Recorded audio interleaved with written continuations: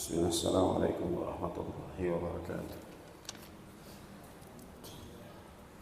Alhamdulillahilladzi arsala rasulahu bil huda wa dinil haqq liyudhhirahu 'ala ad-dini kullihi wa kafaa billahi waliyyan wa kafaa billahi shahida. Asyhadu an la ilaha illallah wahdahu la syarika lahu wa asyhadu anna Muhammadan 'abduhu wa rasuluhu la nabiyya ba'dahu.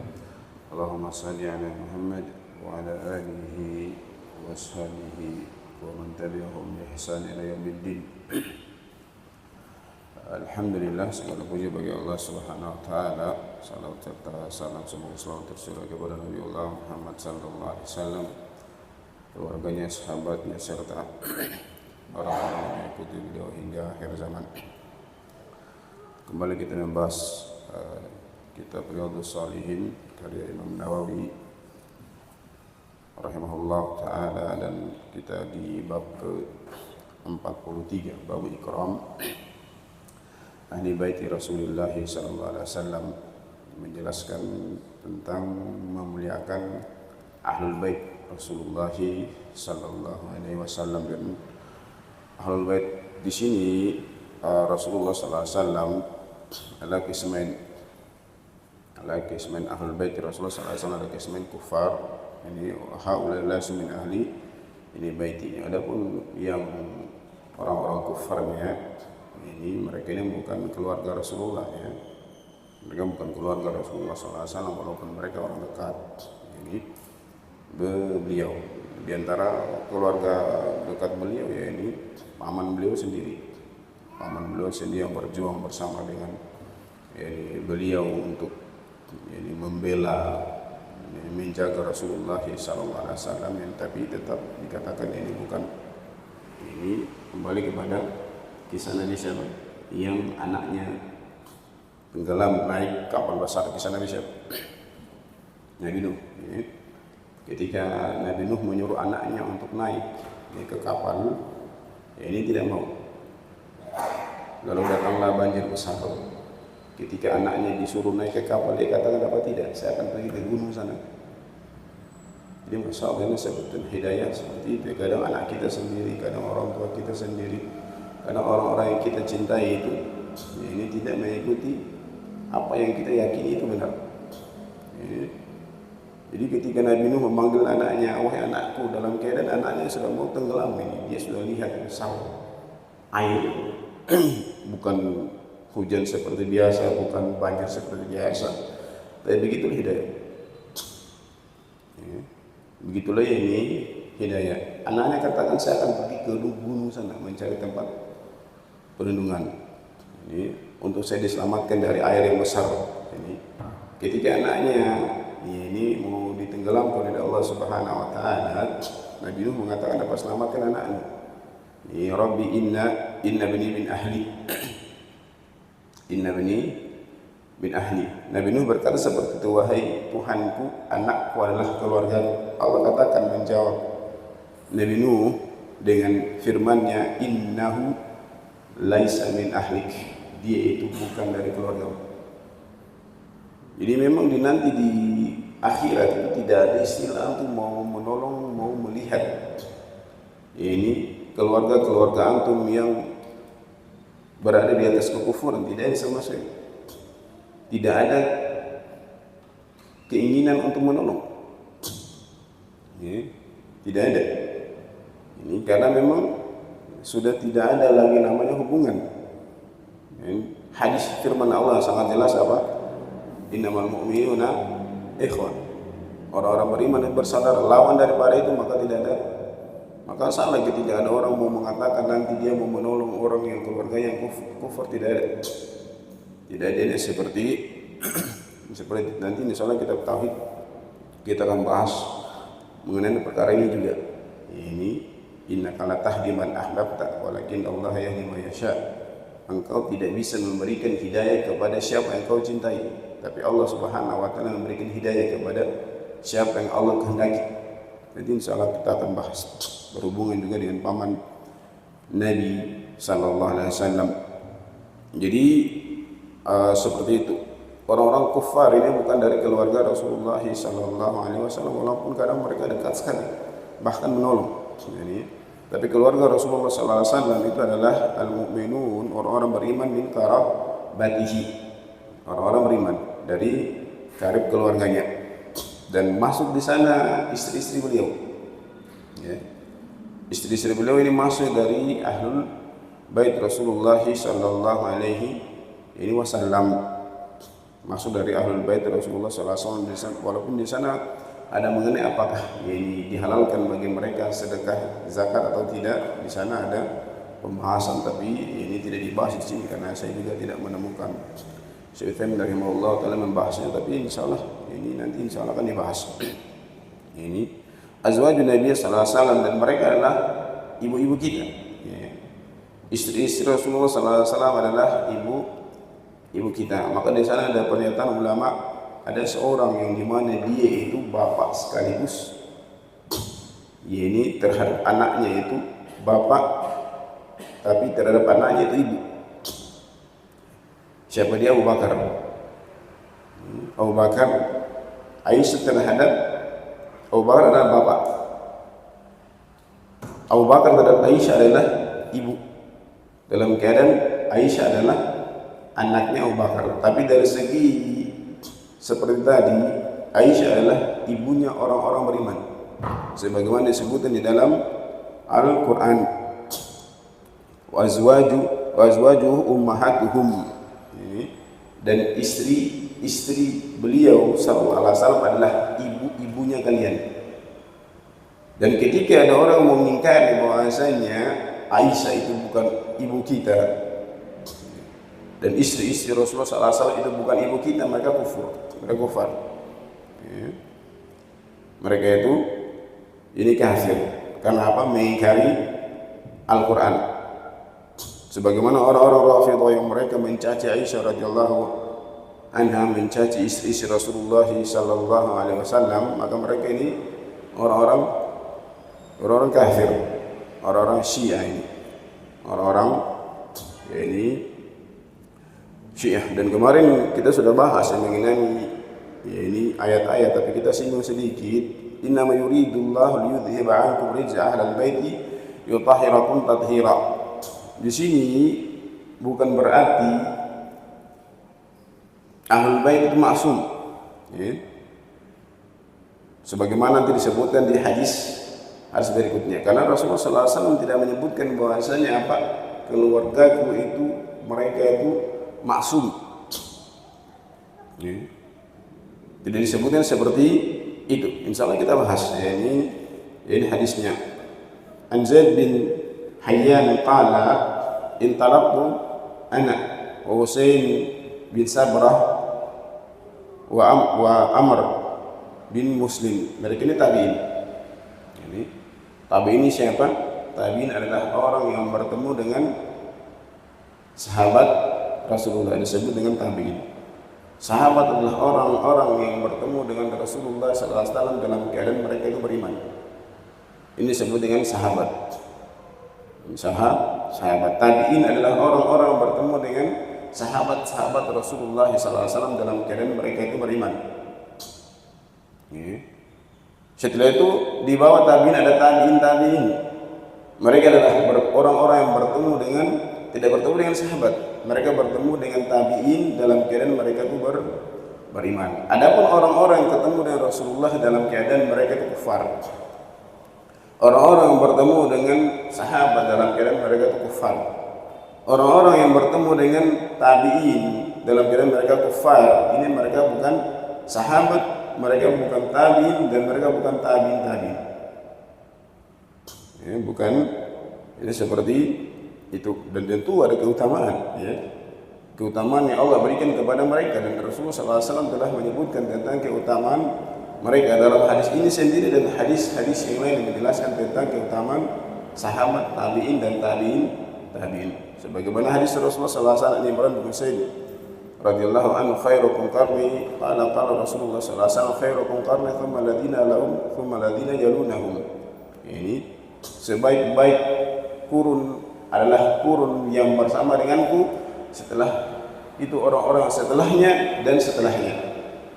Ini sahabat, tabi'in dan tabi'in. Ini Rasulullah SAW telah mentazkiyah mereka.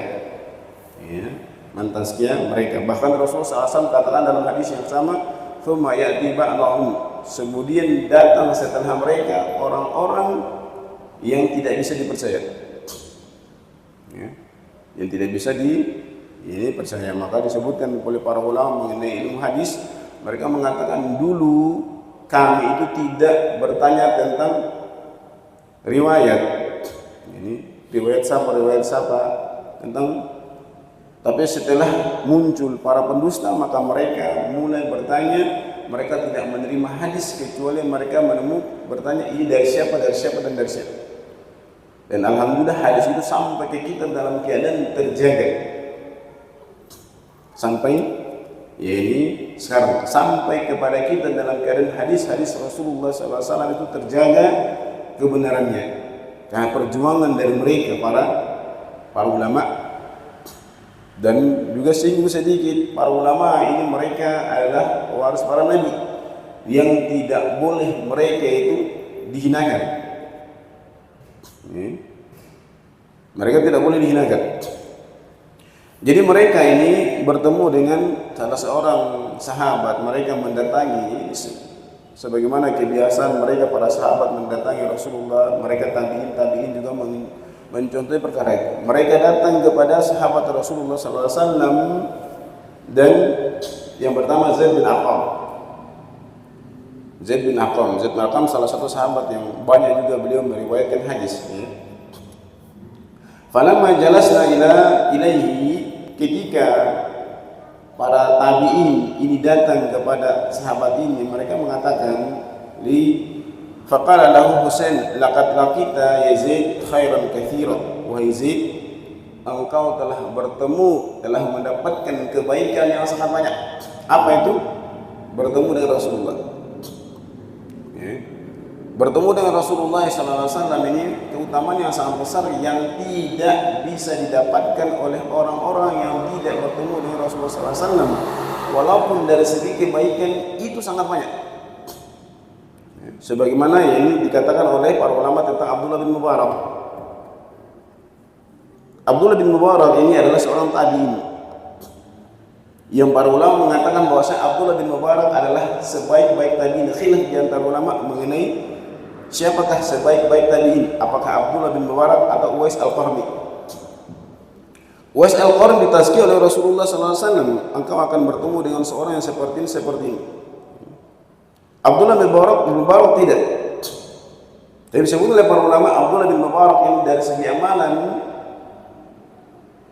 itu melebihi para sahabat. Tapi satu yang dia tidak bisa dari segi amalan tidak bisa melampaui sahabat karena tidak bertemunya Abdullah bin Mubarak dengan Rasulullah. Keutamaan yang besar yang tidak bisa didapat siapapun itu yang tidak bertemu dengan Rasulullah sallallahu alaihi wasallam. Jangankan mereka yang bertemu dengan Rasulullah secara umum, orang yang bertemu dengan Rasulullah sallallahu alaihi wasallam di awal perjuangan Rasulullah saja beda kedudukan mereka. Apalagi orang-orang yang datang setelahnya. Apalagi orang datang ini setelahnya, kisah Khalid bin Walid dengan Abdurrahman bin Auf. Ini ada perselisihan antara Abdurrahman bin Auf dan Khalid bin Walid. Rasulullah SAW katakan apa? Jangan engkau mencela sahabatku. Satu mud yang mereka sedekahkan di jalan Allah Subhanahu wa Ta'ala itu lebih baik daripada emas sebesar gunung Uhud yang kalian sedekahkan. Apalagi orang-orang yang setelahnya. Maka pantas ketika mereka tabi'in ini mereka mengatakan, wahai Zaid bin Arqam, engkau telah menemukan kebaikan yang sangat besar, yang sangat banyak. Bahkan beliau rinci, Ra'aita Rasulullah, engkau melihat Rasulullah. Engkau melihat Rasulullah, wahai Zaid bin Arqam. Kami tidak. Maka tentu kita rindu, kita rindu sangat ingin bertemu dengan Rasulullah sallallahu alaihi wasallam dalam keadaan kita diakui sebagai ini pengikutnya. Karena nanti ada orang-orang yang dibangkitkan di hari kiamat itu tidak di belakang Rasulullah, ya. Dia tidak di belakang Rasulullah.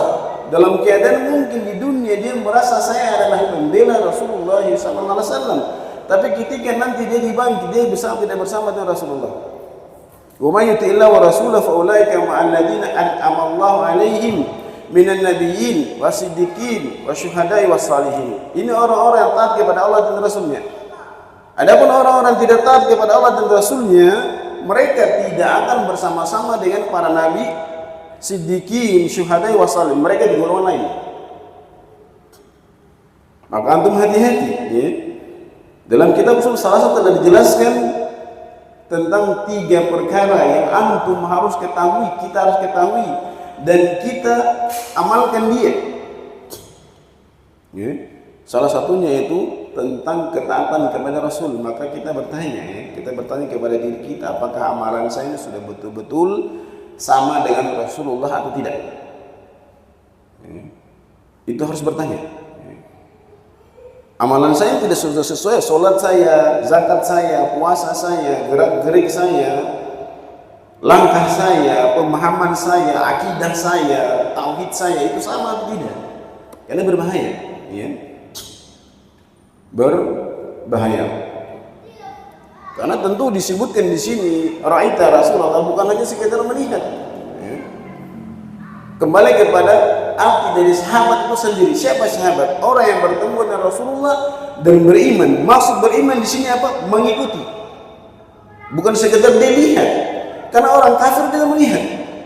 Orang kufar Quraisy mereka melihat Rasulullah SAW.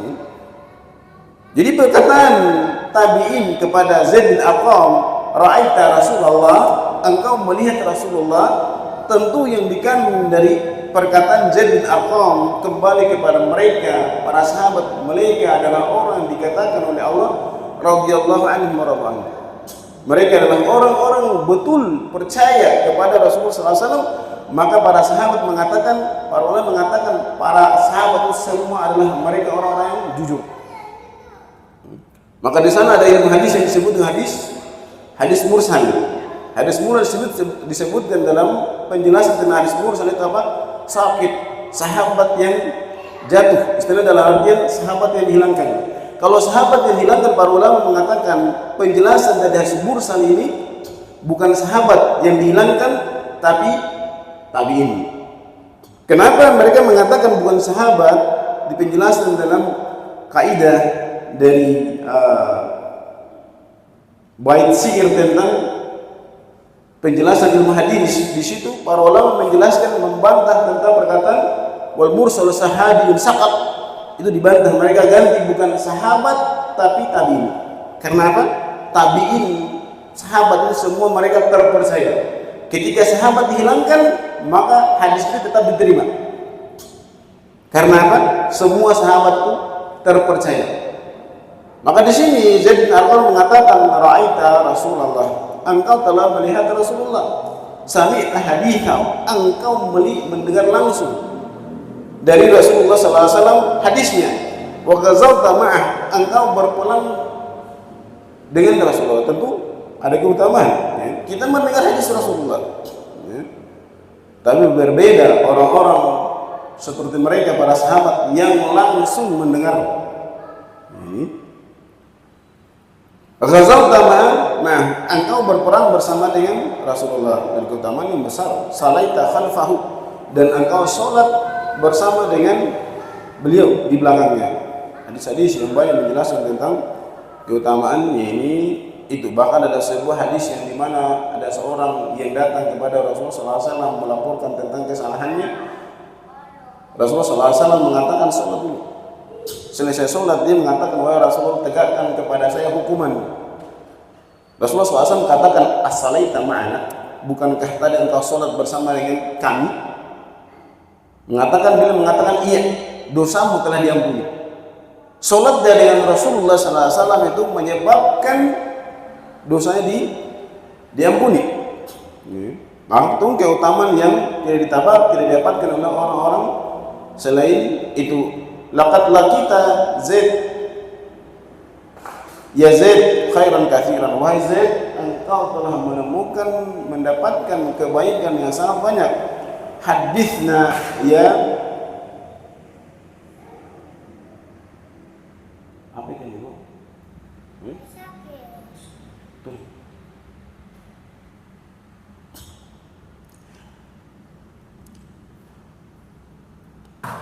Haditsnya Zaid masamita min Rasulillah, ini sampaikan kepada kami hadis wahai Zaid apa yang kau dengar dari Rasulullah sallallahu alaihi wasallam. Qala ya ibn akhi wallahi laqad qaribta sinni, wahai anak dari saudaraku, ini sungguh ini umurku telah tua. Waqaduma ini ahdi, dan telah dekat ajalku. Nasitu ba'dal ladzi ini kuntu ai, saya telah melupakan sebagian dari apa yang saya dengar dengan Rasulullah sallallahu alaihi wasallam. Saya hafal dari Rasulullah sallallahu alaihi wasallam, min Rasulullah sallallahu alaihi wasallam, fama haddatsukum faqbal, maka apa yang saya sampaikan kepada kalian maka terimalah. Jadi mereka ini apa yang para sahabat ini, mereka adalah orang sangat berhati-hati. Sebagaimana para ulama kita, mereka itu orang yang sangat berhati-hati.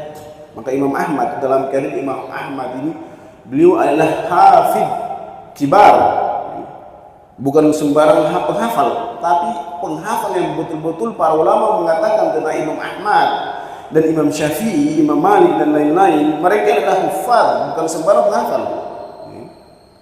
Tapi dalam bentuk kehati-hatian mereka ketika meriwayatkan hadis kepada murid-muridnya, mereka baca.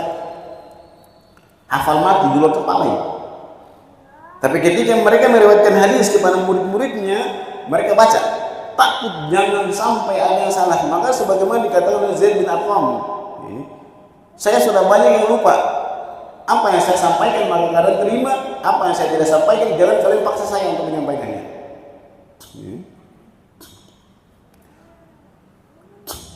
Wa ma la fala tukallifuni thumma, apa yang saya tidak sampaikan jangan kalian beratkan kepada saya, bebankan kepada saya. Qama thumma qala, kemudian Zaid bin Arqam mengatakan, qama Rasulullah sallallahu alaihi wasallam yauman fina khatiban bima in yud'a khumman baina Makkah wal Madinah. Rasulullah sallallahu alaihi wasallam pada suatu hari ini ceramah, menjadi khatib, menyampaikan sesuatu kepada kami di sebuah tempat ini, yang di situ dikatakan dalam terjemahannya bima ini tempat air, yud'a khumman, yang disebut khumman baina Makkah wal Madinah, di antara Makkah dan Madinah. Fahmidallah wa athna alaih, beliau pun memuji Allah Subhanahu wa taala, wa athna alaih. Athna alaih ini pujian yang berulang, ya. Jadi kalau pujian satu kali disebut dengan ini tahmid, yang kedua adalah ini athna, ini yang ketiga ada lagi. Yang ketiga ada lagi. Jadi ketika dia sudah berulang sampai 2 kali, bukan dikatakan lagi tahmid, ya. Sudah tingkatannya sudah tinggi. Ketika ketiga kali sudah lebih tinggi lagi. Sebagaimana hadis Abu Hurairah radhiyallahu anhu tentang Al-Fatihah, majjadani abni. Ini yang ketiga, pujian yang ketiga kali. Wa'adha wa dzakara, menyampaikan dan mengingatkan. Tsumma qala amma ba'd, kemudian beliau mengatakan amma ba'd. Ala ayuhan nas, yani fa inna ana basyarun yushiku ayyatiya rasulu rabbi fa'ujibu. Wahai para manusia, saya ini manusia seperti kalian, telah tua umurku dan telah dekat utusan untuk mengambil nyawaku dan saya menerimanya. Ini menerimanya. Jadi Rasul Jibril itu disebut juga dengan Rasul, ya. Sebagaimana hadis Rasulullah SAW dan Nabi Hurairah radhiyallahu anhu menjelaskan tentang itu. Jadi Jibril itu juga disebut dengan Rasul, ya. Tapi Rasul dari kalangan malaikat, disebutkan dalam hadis-hadis Rasulullah SAW tentang itu. Wa ana tarikun fikum thaqalain, saya tinggalkan kepada kalian 2 perkara. Ini awwaluhuma kitabullah, yang pertama adalah kitabullah. Selalu, bukan selalu ya, ada hadis yang lain juga Jabir juga seperti itu. Rasulullah SAW tidak menyebutkan hadis, hanya menyebutkan Al-Quran, tapi masuk dari Al-Quran itu juga hadis. Ya. Awwaluhuma kitabullah fihi huda wa nur.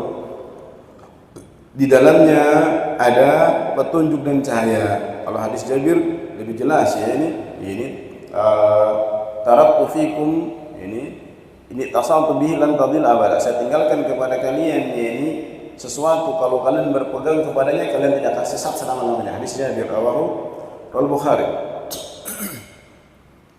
Hadis ini katakan seperti itu.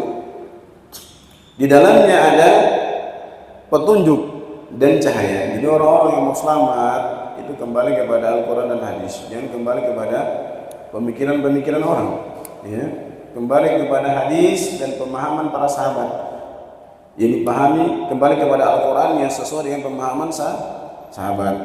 Ini karena ini seperti itu, banyak orang-orang yang pakai hadis tapi dipahami sesuai dengan keinginannya. Fihi huda wa nur wa khudhu bi kitabillah. Ini berpeganglah, ini ambillah kitab Allah Subhanahu wa taala, wastamsiku bihi, dan berpeganglah dengannya. Wa ta'ala kitabillah wa raghaba fihi. Beliau seolah-olah di sini Zaid bin Arqam mengatakan ini beliau sangat menyarankan, menganjurkan, berpesan untuk berpegang kepada kitabullah. Tsumma qala wa ahli baiti, kemudian keluargaku. Jadi Rasulullah SAW katakan, saya tinggalkan kepada kalian yang menjadi beban kalian yang harus kalian pegang adalah Al-Quran dan keluargaku. Wahlu baiti wa udzakirukumullah fi ahli baiti wa udzakirukumullahu fi ahli baiti. Sampai 3 kali Rasulullah SAW mengartikannya, menjelaskannya. Dan di sini artinya apa? Dan insyaallah saya akan menjelaskan tentang perkataan beliau ini. Aku ingatkan kepada kalian semua agar ini berpedoman kepada hukum Allah dalam memperlakukan keluargaku. Ya. Bukan sebagaimana orang-orang zaman sekarang yang mereka mengatakan Ahlul Bait dan mereka mengatakan kami terpelihara dari ini, terpelihara dari ini, dalam keadaan mereka melakukan sesuatu dalam Al-Quran yang dilarang Al-Quran, dan mereka mengatakan kami adalah orang-orang yang terpelihara. Dalam keadaan Rasulullah SAW ulang sampai 3 kali, berhukum terhadap keluargaku sebagaimana apa yang telah Allah tentukan di dalam Al-Quran. Dan selesai menjelaskan bahasanya Rasulullah SAW tidak mengatakan keluargaku itu maksum. Tapi apa yang Rasulullah SAW katakan? Berhukum kepada keluargaku sebagaimana apa yang ada dalam Al-Quran, tidak maksum. Tidak maksum. Balhum yahta'una kama yahta'una ghairahum. Syekh Utsaimin rahimahullah ta'ala menjelaskan makna dari perkataan Rasulullah SAW. Beliau mengatakan bahwasanya makna dari perkataan Rasulullah ini, mereka itu salah sebagaimana kalian salah. Mereka juga diuji sebagaimana kalian diuji. Ini dihukum sesuai dengan ketentuan Allah Subhanahu wa taala. Dan dikatakan kembali kepada ayat yang telah kita baca di awal, a'rifu lahum haqqan. Ini ketahui hak-hak mereka. Ketika orang lain mendapatkan perlindungan, mendapatkan kenyamanan, tidak boleh dizalimi, maka keluarga Rasulullah SAW mereka berhak untuk dilindungi, dijaga kehormatannya. Maka saya selalu katakan kepada kalian, siapapun yang mengaku Ahlul Bait, maka kita jaga mereka. Terserah dia mau bohong atau tidak, itu urusan dia. Siapapun yang mengaku Ahlul Bait keluarga Rasulullah SAW, kita agungkan mereka, tidak menghinakan mereka. Ketika mereka melakukan kesalahan, kita jelaskan. Untuk menghina tidak. Untuk menghina ini tidak. Jadi orang lain saja berhak untuk dilindungi, sesama muslim. berhak mendapatkan pertolongan ini, maka berhak mereka lebih ini berhak.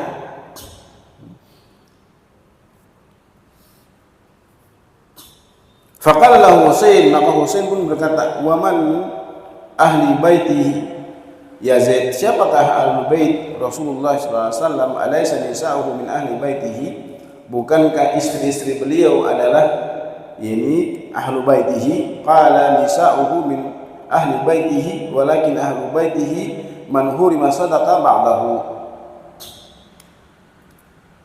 Iya, ahli bait beliau adalah istri-istri beliau, dan karena di sini tidak dibantah ya, dibantah oleh Zaid bin Arqam. Zaid bin Arqam melanjutkan, tidak membantah. Lakin ahli baitihi man hurima sadaqa ba'dahu. Maka di sini juga khilaf mengenai apakah istri-istri Rasulullah sallallahu alaihi wasallam ini mereka diharamkan untuk makan harta zakat atau tidak. Dari hadis ini juga menjadi dalil. Dan di sana khilaf ya.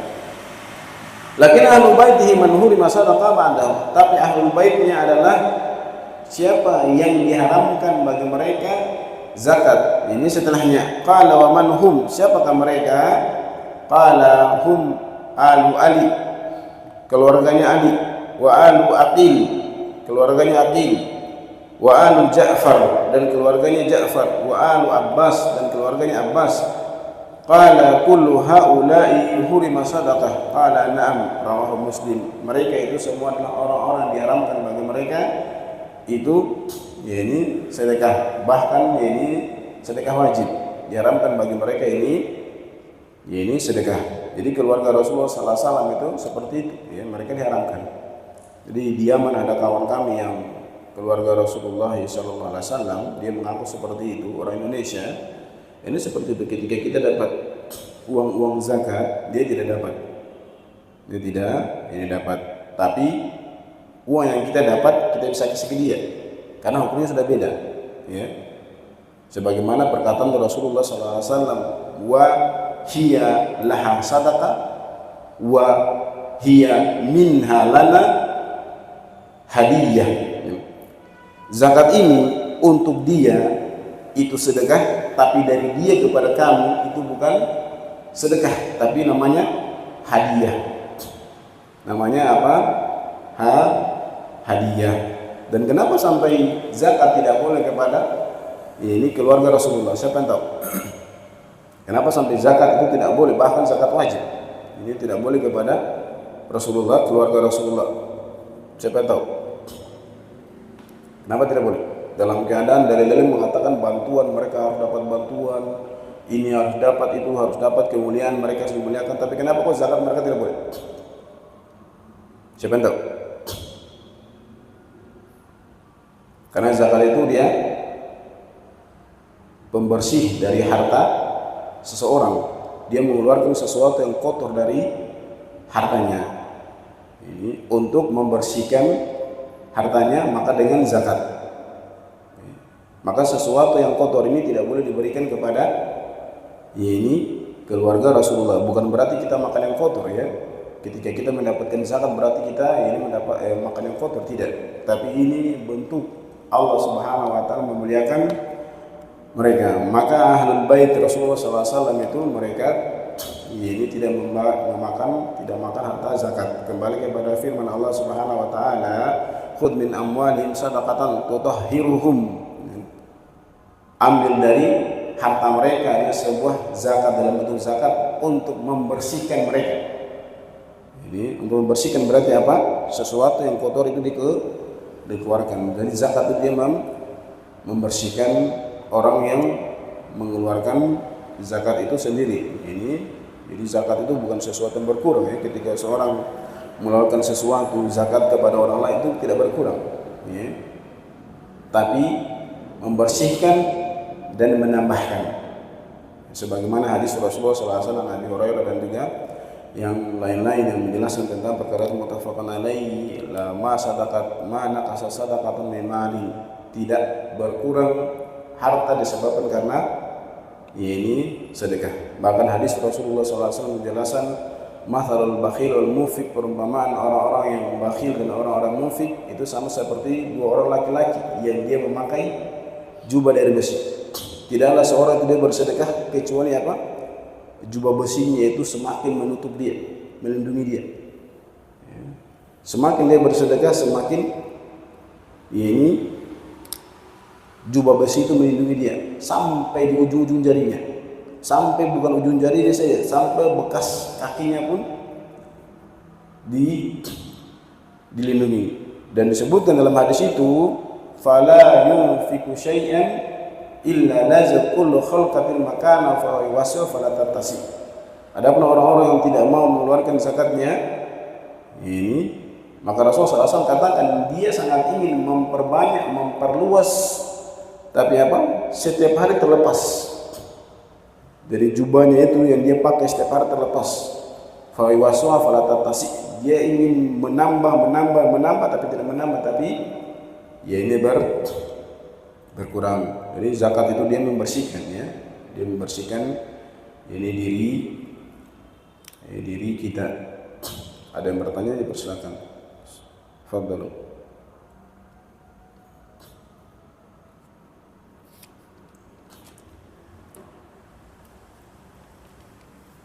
Fadhlu. Waalaikumsalam warahmatullahi wabarakatuh.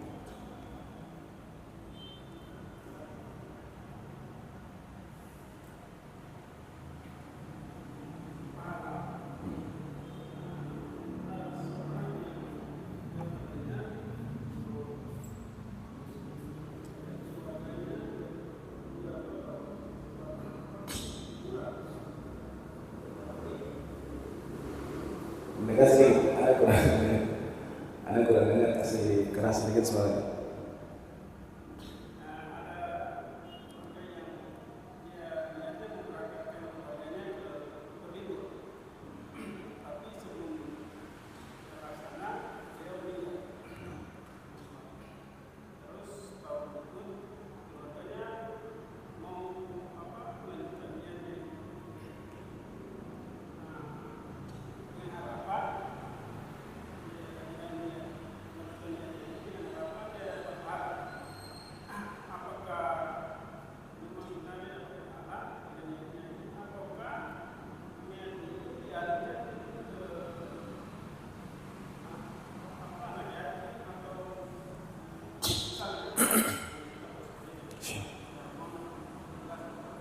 Jadi ada seorang yang dia berniat mau berlibur, ya, jadi mau memberikan bantuan agar orang refreshing lah, refreshing ini, dan ini salah satu bentuk kebaikan, ya, salah satu bentuk ini kebaikan. Ternyata orang yang dijanjikan ini meninggal. Iya, orang dijanjikan ini meninggal. Sebenarnya saya janjikan engkau nanti, sebenarnya bukan janji lah, niat. Janji atau niat?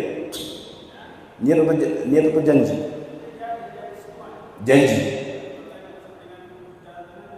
Iya, sudah dijanjikan, berarti janji adalah utang. Kalau niat beda, ya. Beda niat, beda janji. Kalau janji saya janji, kalau sudah terucap. Kalau niat ini masih di dalam. Jadi kalau janji maka dia sudah menjadi utang, ketika niat maka ini belum sebenarnya belum kesampaian lah. Kalau tiba-tiba dia meninggal maka selesai. Ketika ada seorang yang dia mengatakan saya janji kepada si A, ini untuk memperjalankan engkau refreshing, ini di sebuah tempat yang dia di situ tidak ada maksiat, tujuannya baik lah, tentu ini kebaikan. Ternyata orang ini dia meninggal dunia. Apakah dijanjikan kepada orang lain, diberikan kepada orang lain, atau dialihkan kepada yang lain? Istilahnya Masya Allah. Jadi kalau kita lihat daripada bentuk ini janji, maka dia selesai. Ini janjinya dengan orang ini mau disampaikan, tapi ini tidak jadi karena alasan syar'i, maka selesai. Terus itu ada keluarganya. Apakah diberikan kepada keluarganya atau dialihkan kepada sesuatu yang baik? Kalau kembali kepada kaidah seperti ini, maka lihat maslahat. Tentunya kepada ini maslahat, lebih baiknya kepada siapa. Dan pun kalaupun dia keluar dari orang yang meninggal dan dia tidak berwasiat, nanti janjimu ini diberikan kepada keluarga saya, maka tidak ada. Kalau seandainya dia berwasiat, janjinya antum nanti diberikan kepada keluarga saya, maka ini dialihkan kepada keluarga. Tapi ketika tidak berwasiat, maka selesai, maka boleh dialihkan kepada sesuatu yang lain yang lebih bermanfaat. Ini karena kan janjinya dengan dia sudah tidak ada lagi, maka sudah ya ini saya selesai. Ketika dia berwasiat untuk diberikan kepada ini keluarganya, maka ini tentu pindah tangan. Ini keuntungan itu pindah tangan kepada ini orang diwasiatkan. Kalau tidak, maka tidak, selesai. Maka bisa dialihkan kepada sesuatu yang lain. Karena di sana ada penjelasan tentang hukum-hukum janji, ada batal janji di sana, ada penjelasan di sana ya. Ketika contohnya ada perjanjian seperti ini tidak dalam hukum jual beli, tapi kurang lebih seperti itu. Kurang lebih ya ini seperti itu. Ketika tidak ada wasiat, maka ya ini misalnya tidak ada, dialihkan kepada ya ini yang lain. Makanya di sana yang ada wasiat sebelum seorang meninggal dunia itu ada dia wasiat. Dan hadis Rasulullah menjelaskan tentang itu ya. Ini tentang wasiat itu ada hadis Rasulullah SAW menjelaskan tentang seorang itu dia hendaknya dia punya wasiat, bukan tunggu mati. Ya. Bukan tunggu mati dulu dia sudah mau mati baru dia itu bikin wasiat, tidak. Ini wasiat itu hendaknya seorang itu punya wasiat, dia tulis tentang utang-utangnya, dia tulis tentang nanti wasiat tentang ini, wasiat tentang itu ada. Dan hadis Rasulullah SAW, hadis Ibnu Umar muttafaqun alaih, saya lupa lafaz hadisnya.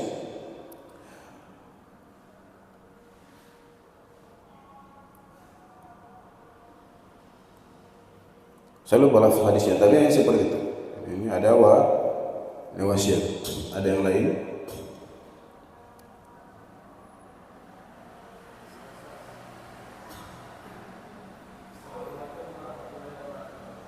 Waalaikumsalam warahmatullahi wabarakatuh.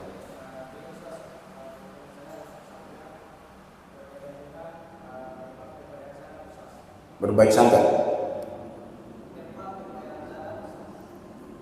tempat pembayaran zakat.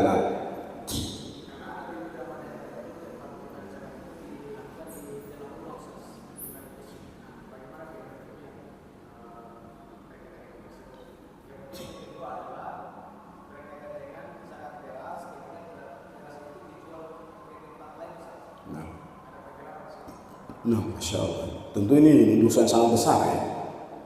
Penggelapan ya ini harta kaum muslimin, dan disebutkan dalam hadis Rasulullah SAW ini dia akan memikul, datang pada hari kiamat dia berkeadaan memikul. Ya. Dan hadis ini sahih.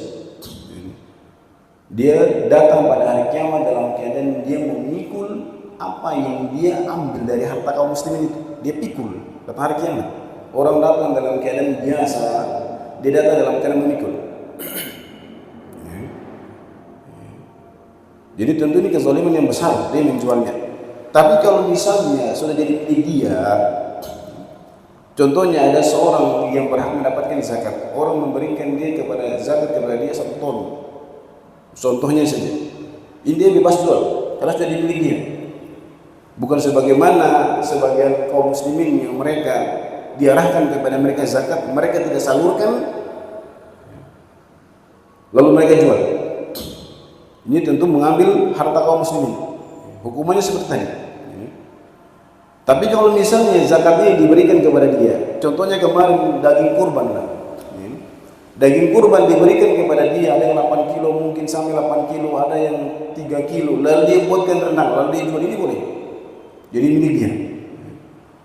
Tapi kalau harta zakat ini masih dibagikan, lalu dia tidak bagikan, dia ambil untuk dia, maka hukumannya seperti tadi. Dan zakat ini boleh diberikan langsung atau kepada lembaga. Pemerintah ada lembaga di sana, ada pemerintah telah tunjuk kepada siapa dari lembaga-lembaga zakat, pemerintah serahkan ke masjid. Ini boleh kita berikan ke situ. Boleh juga kita berikan kepada perorangan. Tapi seperti tadi ya, zakat itu adalah harta kaum muslimin. Yang tujuan zakat ini adalah untuk mensejahterakan, untuk meringankan beban kaum muslimin dengan zakat sendiri. Dan pada saat kalau kita kembali kepada hukum zakat itu diberikan 1 tahun ya. Jatah untuk mereka satu fakir miskin itu satu tahun. Bukan sebagaimana kalau kita lihat sekarang ya 5 kilo, 2 kilo, jadi 3. Ketika kaum muslimin sebenarnya dengan zakat ini, para ahli mengatakan zakat ini bisa mengusir kemiskinan. Tapi seperti itu banyak zakat ini yang diselewengkan. Mereka datang bawa zakat di rumah-rumah mereka. Kalau seandainya zakat ini memang datang, contohnya yang saya dapati di Ambon contohnya, zakat itu mereka datang bawa ke guru ngajinya, itu bukan untuk dibagikan. Tapi memang untuk guru ngajinya. Maka ini untuk guru ngajinya dia boleh jual nggak apa-apa. Tapi kalau dia datangnya tujuannya untuk dibagikan, maka bagikan.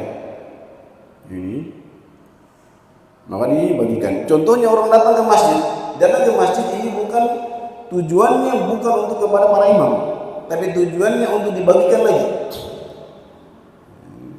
Maka ini haram dia menjualnya karena ini harta kaum muslimin.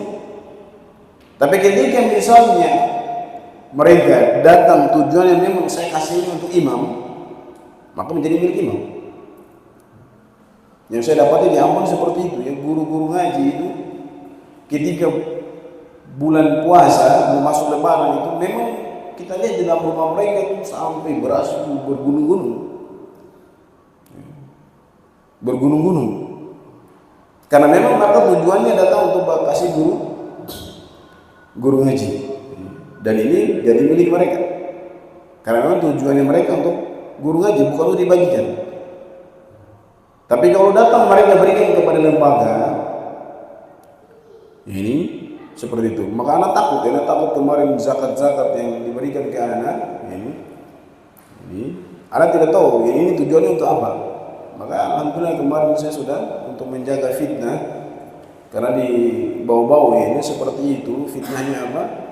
Guru-guru ngaji atau imam-imam masjid itu zakatnya itu tidak dibagikan lagi dari milik mereka. Maka anak untuk menjaga fitnah agar orang tidak berbicara memburukan nama anak di belakang yang akan berpengaruh terhadap dakwah, maka anak bilang stop, zakat tidak lagi disalurkan ke saya, silahkan salurkan ke orang lain.